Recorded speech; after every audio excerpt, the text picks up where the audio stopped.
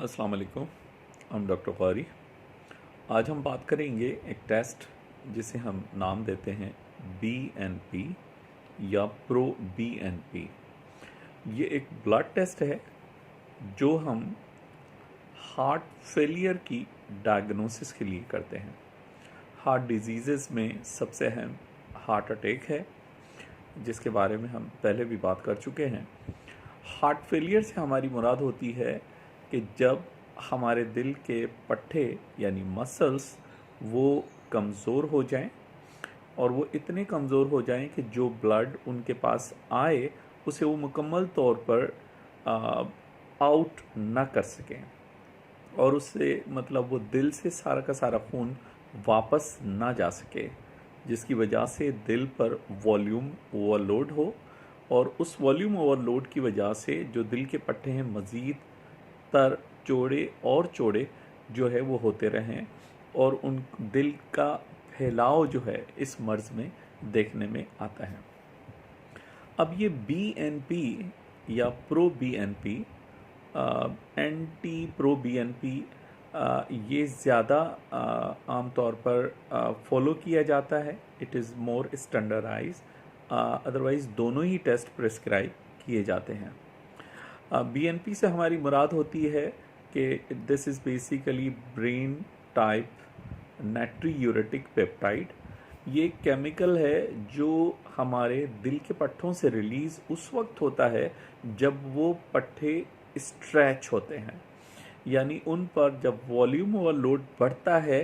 तो वो जब फैलते हैं, यानी वो फैलने की सूरत में वो थिन होते जाते हैं, उनके पट्टे पतले होते चले जाते हैं और दिल फैलना शुरू हो जाता है।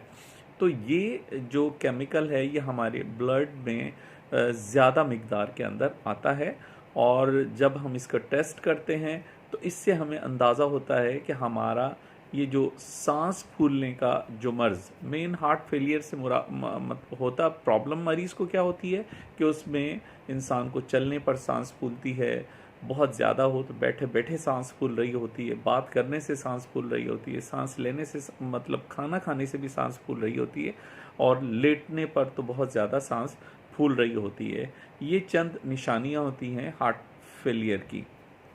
अब अगर ये ऑब्वियस कोई पेशेंट ऐसा है जिसको पहले हार्ट अटैक हो चुका है और उसका हमने ECG किया है, उसके अंदर बहुत सारा मतलब इस तरह की चेंजेस हैं जिससे हम ये अंदाज़ा कर सकते हैं कि दिल जो है वो कमज़ोर है, और दिल का अल्ट्रासाउंड किया, उसमें हमने देखा कि दिल जो है वो फैल चुका है और दिल की जो पावर है वो बहुत कम है, तो उसका जब हम ये टेस्ट करते हैं तो ऑब्वियसली उसके अंदर जो प्रो BNP होता है उसके लेवल्स बहुत ज़्यादा हाई आते हैं।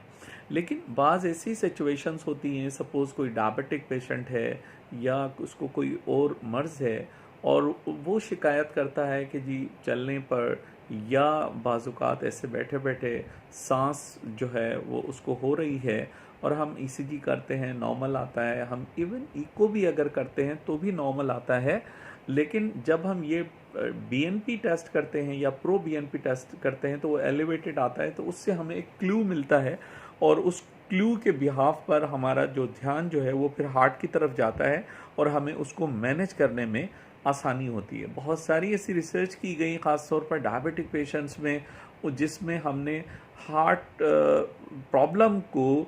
अर्लियर डायग्नोज किया just because of pro BNP। Although उसके अंदर हमने इको किया, स्ट्रक्चरल चेंजेस उसके अंदर अभी तक कोई नहीं आई थी, ECG किया, ECG में कोई चेंजेस नहीं आई थी, लेकिन जस्ट जब हमने प्रो BNP टेस्ट किया तो उससे हमें ये अंदाज़ा हुआ कि नहीं, हार्ट के अंदर इंटरनली जो है वो हार्ट डैमेज होना शुरू हो रहा है और हार्ट के पट्टे कमज़ोर होना शुरू हो रहे हैं। तो मेरी दानिश में ये एक बहुत अहम टेस्ट है, सिंपल सा टेस्ट है, सिर्फ ब्लड की मदद से हम बहुत इसको आसानी से कर सकते हैं, और आपको अपने दिल की मौजूदा ताकत के बारे में काफ़ी हद तक जो है एक अंदाज़ा हो सकता है। अब कुछ टेक्निकल बातें जो डॉक्टर्स के लिए इंतहाई ज़रूरी होती हैं और वो उन्हें अमूमी तौर पर पता भी होती हैं कि इसमें एज फैक्टर बहुत अहम होता है। अमूमी तौर पर हम प्रो BNP को अगर फॉलो करते हैं तो 50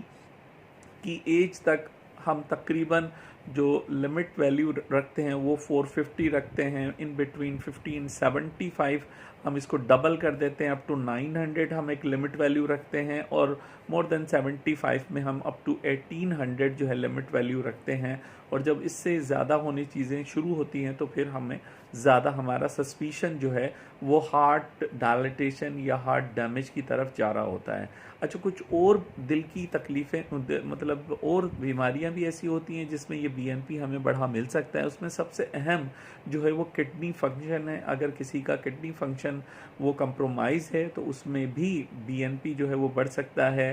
सीओपीडी, लंग डिजीज़ेज़ हैं, और पल्मोनरी आर्टरी हाइपरटेंशन है, और इसके अलावा कोई पेरिकार्डाइटिस है, हार्ट के माइट्रल वेल्व डिजीज़ हैं, और कोरोनरी आर्टरी डिजीज़ हैं उसके अंदर भी। तो मैंने शुरू में एक बात कही कि आपकी जो टेस्ट की जो असेसमेंट होती है वो हमेशा आपका फिजिशियन जो है वो आपकी क्लिनिकल असेसमेंट को सामने रखते हुए आपका ओवरऑल एग्जामिन करके और उसको फिर टेस्ट की मदद से